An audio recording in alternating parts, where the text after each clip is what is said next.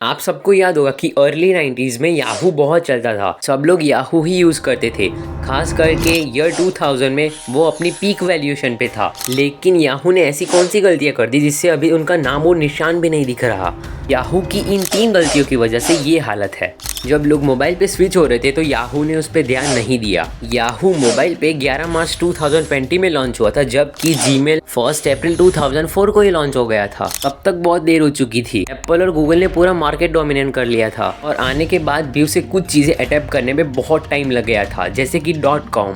एक कंपनी के सक्सेस के पीछे उसके एम्प्लॉय का भी बहुत बड़ा हाथ होता है। याहू की कंपनी के एम्प्लॉय सेटिस्फाइड ही नहीं थे और उस दौरान टेक्निकल सपोर्ट यानी कि स्किल्ड प्रोग्रामर्स जो कि होने चाहिए थे वो भी नहीं थे। और एक शॉकिंग बात तो ये है कि याहू के पास गूगल और फेसबुक को खरीदने की अपॉर्चुनिटी थी जो कि उसने मिस कर दी, और इसके बावजूद भी वो अपनी एप्स बनाने में फोकस कर रहे थे, ना कि बनी हुई एप्स को सुधारने में। लेकिन सिर्फ यही कारण नहीं है, उस दौरान याहू बहुत बड़ी कंपनी थी और वो बहुत सारे अलग अलग एरियाज में इन्वेस्टमेंट करती थी, लेकिन गलत जगह पर। उस दौरान वो डिस्प्ले एडवर्टाइजमेंट पे बहुत ज़्यादा इन्वेस्टमेंट कर रहा था। याहू चाहता था कि वो मार्केट में डोमिनेट करे, लेकिन ऐसा हुआ नहीं। याहू चाहता था कि वो बहुत सारी चीज़ें करे, लेकिन वो ऐसा कर नहीं पाया, और जो चीज़ें की है उसे ढंग से नहीं की, जिससे यूज़र एक्सपीरियंस बिगड़ा। इन सबसे हटके एक और बहुत बड़ी प्रॉब्लम थी जिस पे याहू ने बिल्कुल ध्यान नहीं दिया था, या कहूँ ध्यान देने के बावजूद सॉल्व नहीं कर पाए। हैकर्स याहू के नेटवर्क को एक्सेस कर पाते थे।